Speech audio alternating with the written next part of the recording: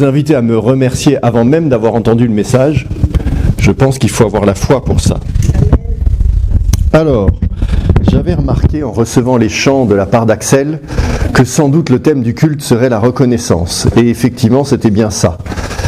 Et ça tombe bien parce qu'avec ce message, je vais partager avec vous une clé pour booster notre reconnaissance.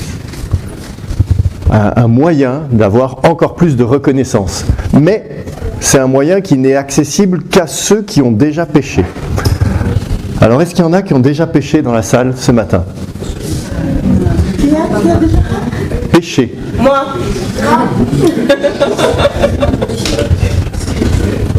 Est-ce qu'il faut traduire en anglais ou en néerlandais? Have you ever sinned? If yes, hold your hand. Ok. Eh bien, j'ai une bonne nouvelle à partager avec vous. Je vais vous parler de confession. Et j'insiste bien, je fais un lien entre la confession et la reconnaissance. Ça fait un petit moment en fait que j'étais travaillé par cette question de la confession. Et je me posais la question suivante. Comment ça se fait que les catholiques s'obligent encore aujourd'hui à la confession alors que dans nos églises évangéliques, il en est si peu question? J'avais pas la réponse à cette question. J'ai laissé ça un peu de côté. Et puis, à un moment, il y a un verset du psaume 32 qui m'a interpellé, enfin un passage, d'ailleurs, que j'ai marqué là sur mon texte. C'est psaume 32, les versets 3 à 5.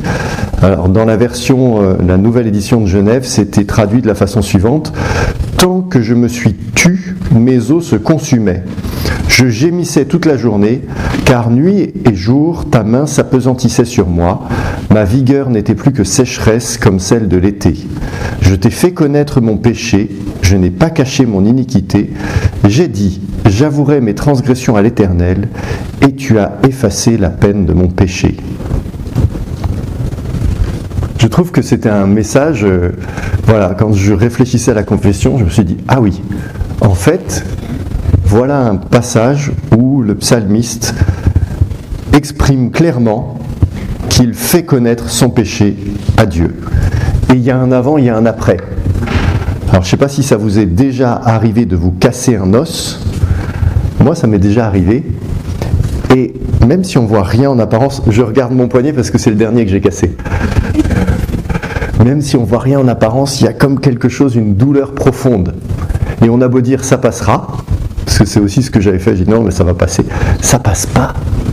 Ça passe pas. Et ça reste. C'est comme une douleur lancinante. Alors, j'imagine là, mes os se consument, c'est encore pire. Voilà.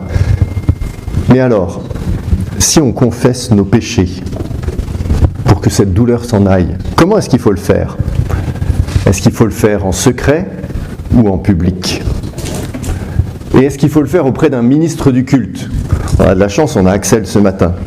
Est-ce que vous allez tous faire la queue à la fin du culte dans son bureau? Oui, je vais répondre à cette question aussi. Alors, je vais répondre à cette question et à d'autres. Je vous propose d'avoir 3 temps un peu dans ces réflexions. D'abord, la confession vis-à-vis de Dieu, puis réfléchir un petit peu à la confession vis-à-vis des autres, vis-à-vis de quelqu'un d'autre, et puis on reviendra aux perspectives vers lesquelles ça nous conduit, et notamment la reconnaissance. Alors, la confession, ça vient du latin. Il y en a qui parlent latin? Oh, allez, les collégiens, lycéens, là. Bon, c'est vrai, on n'apprend plus beaucoup le latin. Alors la racine, a priori, hein, j'ai été chercher, je ne savais même pas, honnêtement j'ai appris le latin, mais je n'ai pas appris confession en latin. Ça viendrait de fateor, qui dit avouer, reconnaître son erreur ou sa faute. Et moi j'ai rajouté même, je pense que ça vient peut-être de cum fateor, ce qui veut dire littéralement avouer avec. Donc l'acte d'avouer son péché, de confesser, alors non seulement son péché, mais sa confiance dans la miséricorde de Dieu. Et comme je le disais, dans les églises catholiques, mais aussi orthodoxes, elle est encore pratiquée aujourd'hui. L'Église catholique appelle ça, et c'est un très joli nom, le sacrement de la réconciliation. Rassurez-vous, c'est à peu près tout ce que je vais garder de la confession dans l'Église catholique. Elle peut être publique ou privée. J'ai pas pratiqué moi-même, mais j'ai entendu quelqu'un qui était allé en voyage en Italie qui m'a dit « Ah ben la confession, c'est au cours de la messe, tout le monde en même temps. » C'est-à-dire, le prêtre dit « Allez, maintenant vous confessez vos péchés » et tout le monde parle en même temps. Pourquoi pas? Le plus souvent en France, moi j'ai vu, et si vous allez visiter des églises, vous verrez ce qu'on appelle un confessionnal. C'est une sorte de grand placard avec d'un côté les gens qui viennent et de l'autre le prêtre. Et voilà, on va chacun à son tour dire ce qu'on a fait de mal, et à la fin le prêtre donne l'absolution, c'est-à-dire le pardon des péchés, avec éventuellement une pénitence, comme par exemple réciter 10 fois la prière du Notre Père. Alors, la réforme protestante a remis en question ce fonctionnement-là, en s'appuyant notamment sur ce que dit la Bible dans 1 Timothée 2, verset 5. Pour ceux qui veulent chercher, je vous laisse le temps de tourner. Moi, j'ai triché, j'ai écrit. En effet, il y a un seul Dieu, et de même aussi un seul médiateur entre Dieu et les hommes, un homme, Jésus-Christ. Donc, le ministre du culte, qu'il soit pasteur, curé ou, je ne sais pas, pope, il n'a aucun pouvoir en matière de pardon des péchés. Et réciter 10 fois le Notre Père, ça ne va pas absoudre notre péché. Ce qui nous libère de notre péché, c'est la grâce. Bon, ça, on en a déjà parlé, je ne vais pas en reparler. Mais si la réforme a remis en question cette pratique sur la forme, ce qui est intéressant, c'est de remarquer que le fond n'a pas été remis en question. Il n'y a qu'un seul médiateur, le Christ. Ça, on est bien d'accord. Mais à trop vouloir éliminer les médiateurs humains, on en a parfois oublié la cause de la médiation, ou du besoin de médiation, c'est-à-dire la repentance de notre péché et la réconciliation avec Dieu. Je vous avais dit que je garderais ce sacrement de la réconciliation. Ça, c'est ce que j'aime bien. Et je ne résiste pas au plaisir de vous lire ce qu'écrivait un certain Jean Calvin. Ça parle à quelques-uns, Jean Calvin? Non? Ouais. Alors Jean Calvin, c'est quand même un des pères de la réforme protestante. Il y avait Luther, Zwingli en Suisse, et puis il y a eu Jean Calvin en France. Donc ça remonte au XVIe siècle, ça date un peu. Et j'ai pris cette citation, alors c'est en français un peu ancien, donc il faut s'accrocher un peu. Mais voilà, je demande toute votre concentration. Et voici ce qu'a écrit Jean Calvin au XVIe siècle. Au reste, en nous tenant à la pure simplicité de l'écriture, elle nous ordonne une seule façon de nous confesser dûment. C'est, puisque c'est le Seigneur qui remet, oublie et efface les péchés, c'est que nous les lui confessions pour en obtenir grâce et pardon. C'est le médecin, montrons-lui donc nos plaies. C'est celui qui a été offensé et blessé, demandons-lui donc miséricorde et paix. C'est celui qui connaît les cœurs et voit toutes les pensées, ouvrons donc nos cœurs devant lui.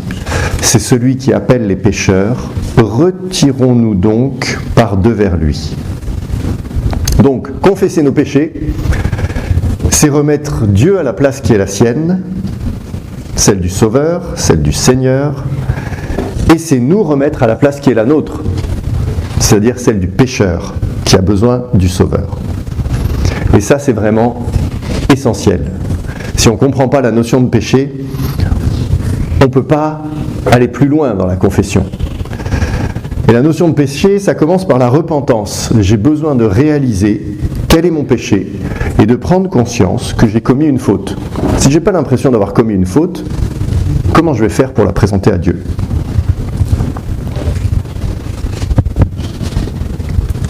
Ensuite, j'ai besoin de comprendre qui je suis. C'est-à-dire que par cette faute, ou ces fautes, là je vous confesse qu'il m'arrive de pécher plusieurs fois, et non pas qu'une fois. Donc par ces fautes, je suis pécheur, c'est dans ma nature. Je suis peut-être quelqu'un de bien, qui a fait juste une bêtise, mais cette bêtise me sépare de Dieu. Et c'est une séparation que je ne peux pas combler. Je répète ou c'est bon ? Dieu est saint, il ne fait pas dans la demi-mesure ou dans le compromis. Soit on est saint et on peut être en sa présence, soit on a fait une bêtise, aussi petite soit-elle, et on ne peut pas être dans sa présence. Et parfois dans notre vie avec le péché, peut-être pas vous tous ici, mais en tout cas moi, on peut avoir conscience que tout n'est pas parfait. Mais, je ne sais pas pour vous, mais moi ça m'arrive de minimiser un peu. C'est-à-dire de trouver des circonstances atténuantes, ou même d'essayer de cacher un peu, ou de rétablir la situation par nous-mêmes. Mais c'est pas comme ça que Dieu voit les choses. Pour lui, le péché nous colle à la peau comme une tache. Et on ne peut pas la nettoyer, cette tache. Plus on la frotte, plus elle s'étale, plus ça s'aggrave. Et la démarche de confession, c'est présenter honnêtement à Dieu notre tâche. Ça vous est déjà arrivé d'aller porter des vêtements dans un pressing? Moi, ça m'arrive parfois. Et là, on signale les tâches, parce que sinon, bon, il nettoie, mais quand on dit les tâches, elle est là la tâche, vous veillerez bien à la faire partir. Ah oui, elle est là, il note. Et bien avec Dieu, c'est pareil. On vient lui présenter les tâches parce qu'on a conscience que c'est lui et lui seul qui peut l'enlever, la nettoyer. Alors je vais vous inviter cette fois-ci à ouvrir tous votre Bible au psaume 51. C'est un exemple de confession que je trouve assez intéressant. Et on va lire tout le psaume.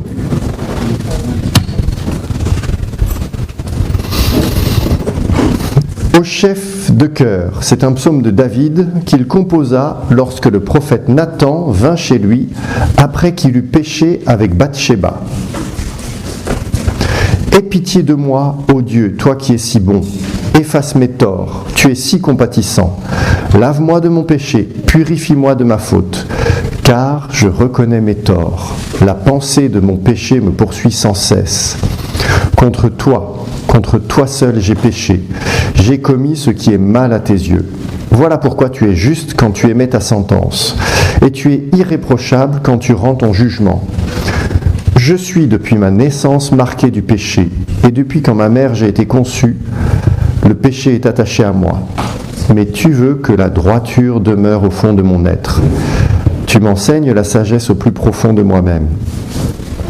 Purifie-moi du péché avec un rameau d'hysope, et je serai pur. Lave-moi et je serai plus blanc même que la neige. Fais que j'entende à nouveau les cris de joie, de la joie et de l'allégresse.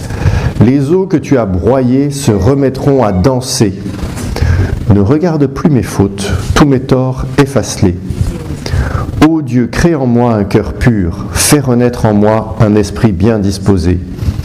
Ne me renvoie pas loin de ta présence et ne me retire pas l'Esprit Saint qui vient de toi. Rends-moi la joie du salut et affermis-moi par ton Esprit Saint généreux. Alors je pourrai montrer à qui est coupable le chemin que tu prescris pour les pécheurs, pour que les pécheurs reviennent à toi. Ô Dieu, toi le Dieu qui me libère, viens me délivrer du poids de mon crime. Alors, par mes chants, je proclamerai ton salut. Éternel, ouvre mes lèvres et je te louerai, car tu ne désires pas que je t'offre un sacrifice. Je t'aurais offert des holocaustes, mais tu n'y prends pas plaisir. Le seul sacrifice qui convienne à Dieu, c'est un esprit humilié. Ô Dieu, tu n'écartes pas un cœur brisé et contrit. Dans ta bonté, tu fais du bien à la ville de Sion et bâtis les murs de Jérusalem. Alors tu prendras plaisir à des sacrifices qui sont conformes à la loi, holocaustes et offrandes totales, et l'on offrira des taureaux sur ton autel. Amen. J'ai dit que je trouvais que ce psaume était un bel exemple de confession. Et ça va au-delà. Mais déjà, on voit que là, David reconnaît pleinement ses fautes. Et ça, c'est ce que Dieu veut.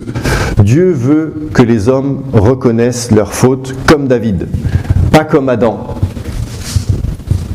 Vous vous souvenez, Adam, ce qu'il a fait quand Dieu vient le voir en disant « Dis donc, t'aurais pas mangé un peu du fruit que je t'avais défendu de manger ?» Il a dit « Non, c'est pas moi, c'est la femme. C'est la femme que tu as mise à côté de moi. » Et la femme, qu'est-ce qu'elle a dit ? « C'est pas moi, c'est le serpent. » On explique, c'est quelqu'un d'autre. C'est à cause de telle et telle circonstance. Mais Dieu ne veut pas des explications. Dieu, il veut un cœur humilié et contrit, comme il est écrit dans le texte. Dieu veut la reconnaissance pleine et entière de notre culpabilité, de notre responsabilité par rapport à la faute. Et de la même manière, la reconnaissance de sa souveraineté. Je ne cherche pas des excuses. J'ai eu tort, je me suis trompé. Et je ne mérite que ce que tu vas décider de me donner comme sanction. En faisant ça, j'assume mes responsabilités et je reconnais la souveraineté de Dieu. Tu veux me punir? T'as raison. Je ne cherche pas à me dédouaner. Ça, c'est vraiment le point fondamental dans notre confession, dans notre reconnaissance du péché vis-à-vis de Dieu. Et si j'ai réussi à vous faire passer cette idée-là, c'est déjà bien. Voilà. Il y a un seul qui efface les péchés, c'est Dieu. Donc la confession aux hommes n'est pas du tout indispensable. Et pourtant, j'ajouterais que la confession aux hommes, elle me paraît très utile. Et même parfois absolument nécessaire. Comment? Eh bien oui, c'est même l'histoire de ce psaume. C'est pour ça que j'ai lu les petites lignes au début. Il donne le contexte. David a écrit ça, et il s'adresse à Dieu. Il dit « J'ai péché que contre toi et contre toi seul ». Bon, il a quand même un peu fait assassiner Uri. Hein. Dans l'histoire, Uri, il a eu quelques torts. Bon. Mais le psaume a été écrit après que le prophète Nathan est venu chez lui et l'a confronté au péché qu'il avait commis avec Bathsheba. Alors si vous voulez tout le détail de l'histoire, mais ça on ne va pas le lire parce que ça prend 2 chapitres du 2e livre de Samuel, c'est les chapitres 11 et 12, vous pourrez les relire chez vous cette semaine, mais dans cette histoire, on voit exactement ce que j'ai dit tout à l'heure. David, il commence par un adultère avec Bathsheba. Elle est enceinte, il se dit « Ah, je vais déguiser ». Il fait revenir le mari, histoire de masquer. Finalement, Marie, il ne veut pas aller dormir avec sa femme, il reste avec les soldats. Parce qu'il dit « Moi, je suis en guerre, je reste avec les soldats, je ne vais pas aller vers ma femme pendant que mes camarades, ils sont en train de se battre. » Donc David le renvoie et il fait tout un stratagème pour qu'il meure à la guerre. Il dit « Vous avancerez, puis vous reculerez tous pour qu'il soit seul en pointe face aux ennemis. » Donc il meurt au combat. Et là, il continue à cacher. Grand seigneur, il épouse la veuve. Et donc l'enfant, ah voilà, c'est... Bon, finalement l'enfant est mort-né, mais peu importe. David a essayé de tout cacher. Et il a rétabli la vérité. À la fin, Bathsheba est parmi ses épouses. Elle a perdu son mari à la guerre. Hop, vu de la société, tout a été rétabli. Mais c'est pas comme ça que Dieu voit les choses. Dieu sait tout. Et Dieu a dit à Nathan ce qui s'est passé. Ou Dieu a dit à Nathan d'aller raconter une histoire à David. Et Nathan va voir David et il lui raconte l'histoire d'un riche propriétaire qui a volé la brebis unique de son voisin, etc. Alors que lui, il en avait déjà plein. Et là, vous lirez la réaction de David. « Aussi vrai que l'Éternel est vivant, cet homme mérite la mort. » Et Nathan répond « Cet homme, c'est toi. »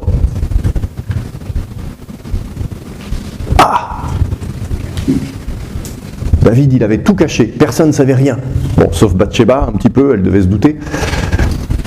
Mais Dieu, lui, il sait tout. Et quelle est la réaction de David, alors que tout a été caché?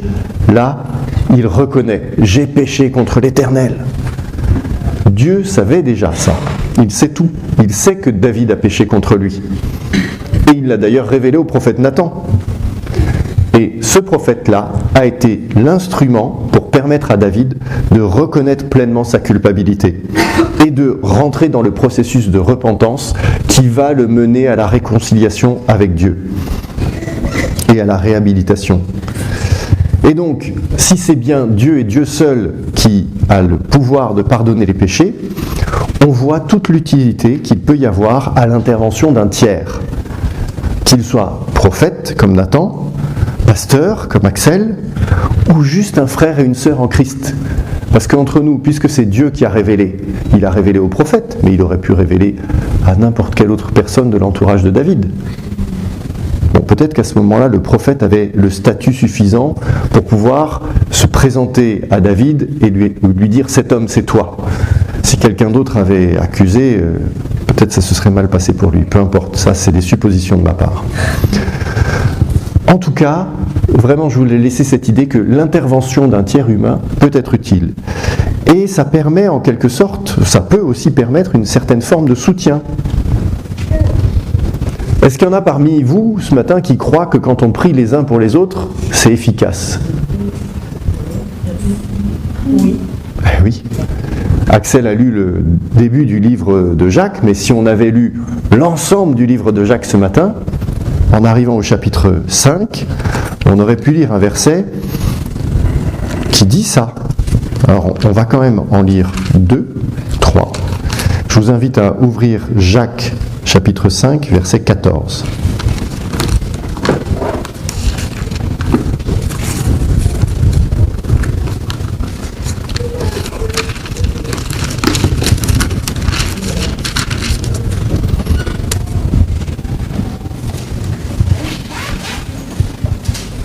L'un de vous est-il malade, qu'il appelle les responsables de l'Église, qui prieront pour lui, après lui avoir fait une onction d'huile au nom du Seigneur.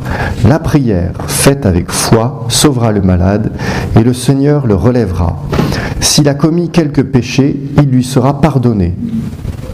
Confessez vos péchés les uns aux autres, et priez les uns pour les autres, afin que vous soyez guéris.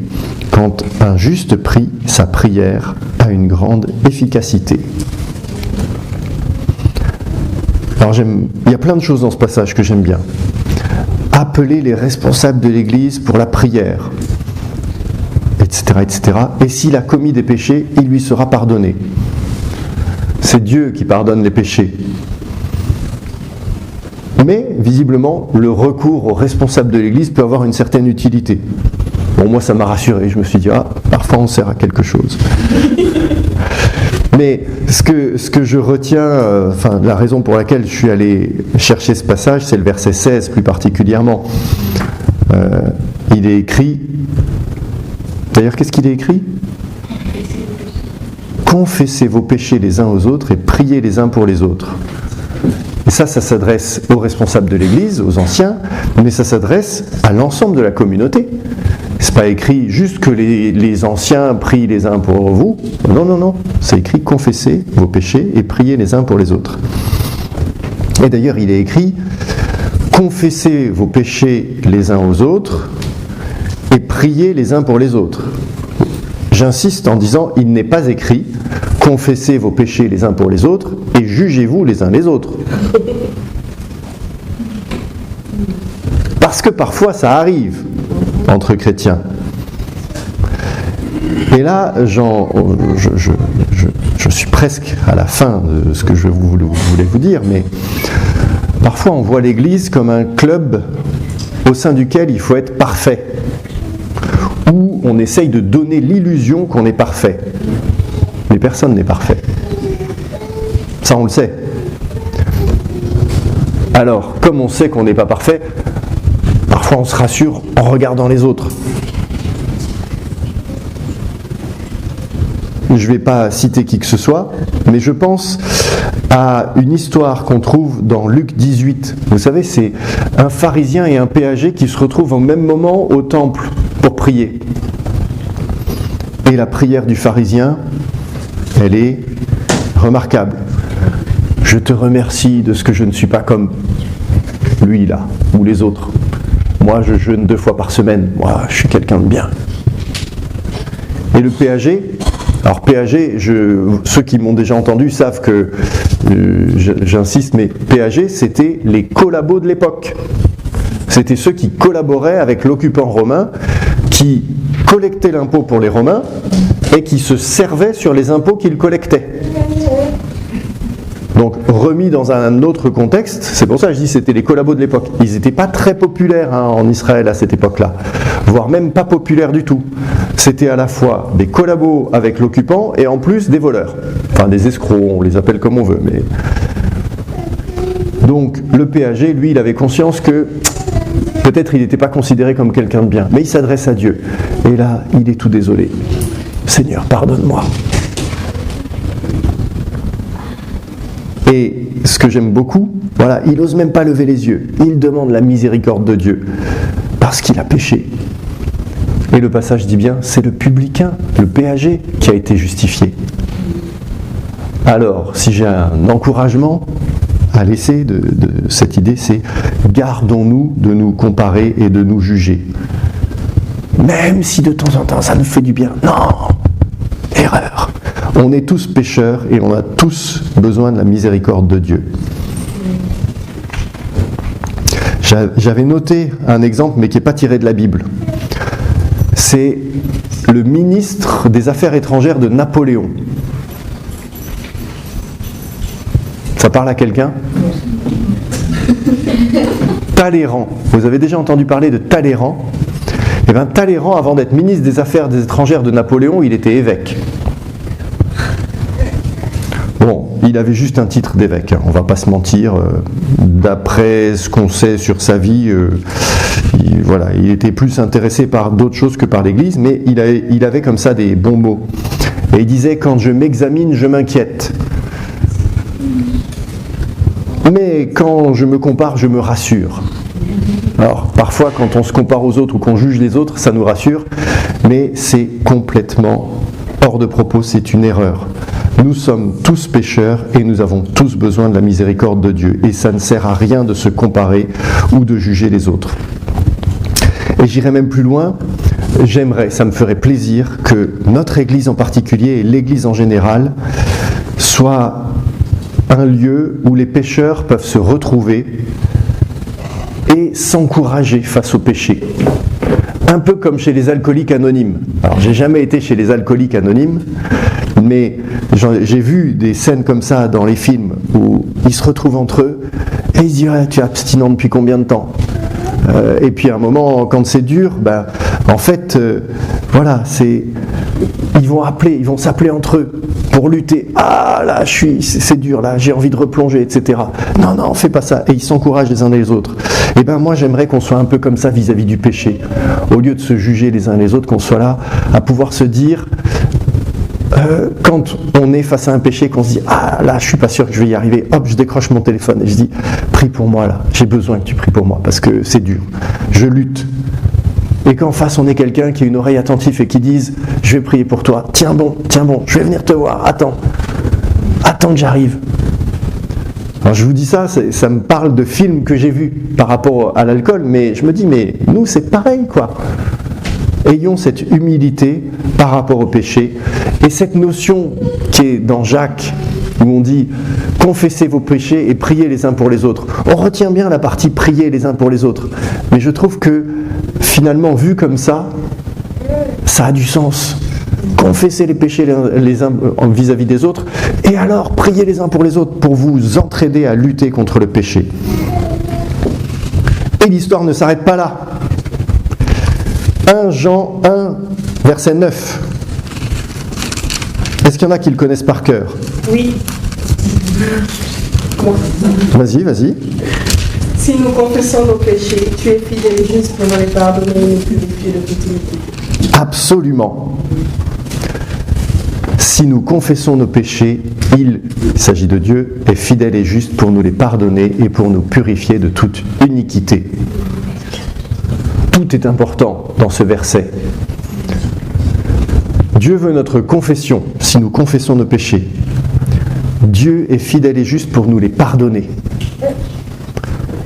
C'est ce qu'il a fait avec le brigand sur la croix, par exemple. Aujourd'hui même, tu seras au paradis avec moi. Qu'est-ce qu'il avait fait le brigand pour mériter ça ? Rien, juste confesser. Il n'a même pas confessé tous ses péchés, il n'avait pas le temps à mon avis. Il en avait trop fait, mais juste reconnaître que Dieu est Dieu. Souviens-toi de moi quand tu viendras dans ta gloire. Je ne mérite rien, mais toi tu es Dieu. Aujourd'hui tu seras avec moi. Voilà, c'est rapide. Et pour nous laver de toute iniquité. Jésus, il a fait ça à un autre moment. Vous savez, avec le paralytique, tes péchés sont pardonnés. Ça a choqué les pharisiens. Comment ? Mais oui, il a ce pouvoir-là. Et il est le seul. Et lorsque Jésus pardonne les péchés, il nous purifie complètement. C'est ce qui est dit, hein, nous purifier de toute iniquité. La tâche est complètement enlevée. Elle n'est pas juste dissimulée, elle est complètement enlevée. Et pourtant, ce qui s'est passé, c'est passé. On ne revient pas en arrière, on ne peut pas revenir en arrière. C'est juste que le poids de la culpabilité est enlevé. Comme le dit David dans le psaume 51 qu'on a lu, lave-moi et je serai plus blanc même que la neige. Pourtant la neige c'est blanc. Mais c'est ça la grâce de Dieu, nous rendre de nouveau blancs. Dieu ne justifie pas le mal qui a été fait, mais il enlève le poids de la culpabilité, la tâche liée au péché. Et Dieu, est-ce qu'il s'arrête là? Non. Dieu rend la joie du salut, ça c'est vrai, mais Dieu ne nous rétablit pas pour que nous reprenions notre petite vie égoïste juste là où on en était avant de tomber. Il nous transforme, il nous relève pour nous remettre en mouvement. Et vous avez remarqué ce que David dit dans son psaume? Il parle de pour que je montre le chemin que le Seigneur prescrit pour que les pécheurs reviennent à lui. On pourrait dire il est gonflé quand même. Il vient de commettre un adultère, de faire assassiner quelqu'un, etc. Ah non, mais je vais dire aux autres comment il faut faire pour retourner à Dieu. Moi, j'aurais pensé qu'il fallait qu'il fasse un peu profil bas. Mais en fait, c'est lui qui a raison. C'est lui qui a raison. S'il y a bien quelqu'un qui peut expliquer comment on revient au Seigneur après avoir péché, c'est celui qui vient de revenir au Seigneur après avoir péché. C'est comme quand on se convertit, quand on rencontre Jésus, on décide de lui donner sa vie. Vous avez remarqué à quel point les jeunes convertis, ils parlent de Dieu. Puis quand on est converti depuis 20 ans, on ne veut pas déranger les gens, etc. Mais c'est ça, je viens d'expérimenter quelque chose, je le partage. Et c'est en ça que je dis, Dieu ne nous relève pas pour qu'on reprenne la petite vie égoïste qu'on avait juste avant de tomber. Il nous relève pour qu'on aille plus loin et pour qu'on partage ce qu'on vient de vivre.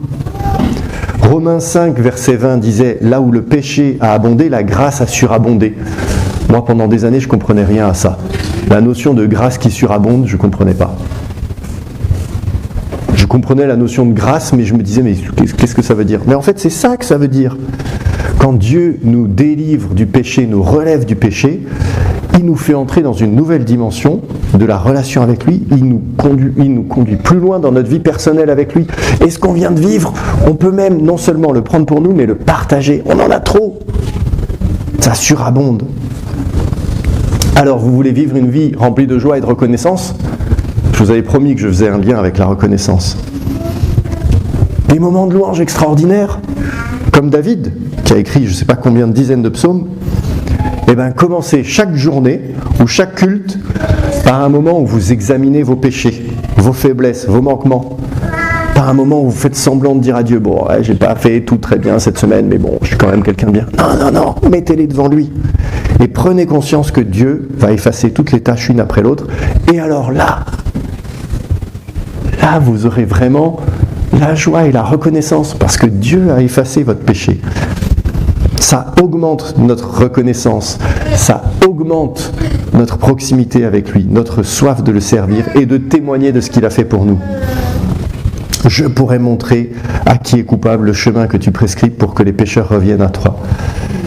Pas besoin d'être un super chrétien et d'avoir des actes de service admirables pour montrer le chemin pour revenir à Dieu. Au contraire, c'est pas ça qui nous donne la légitimité. C'est la repentance, la grâce reçue de la part de Dieu qui nous donne cette légitimité. Et en fait, c'est même pas une question de légitimité. C'est juste la question d'avoir expérimenté le pardon de Dieu et de partager cette expérience. Et on n'a même pas à nous forcer pour tout cela. Vous avez vu dans le psaume David qui dit « Ne me retire pas ton Esprit Saint ». C'est exactement ça. Je confesse mes péchés à Dieu. Si je ne confesse pas mes péchés à Dieu, que je les garde en moi, l'Esprit Saint ne peut pas être en moi. Comme je le disais, là où il y a le péché, il ne peut pas y avoir la sainteté de Dieu. Mais là où il n'y a plus le péché, l'Esprit Saint peut être là. Et c'est l'Esprit Saint qui va agir en nous, nous transformer, nous donner de témoigner, nous donner d'être remplis de joie ou de reconnaissance. Et c'est ce que je nous souhaite à tous. Je vous invite à la prière.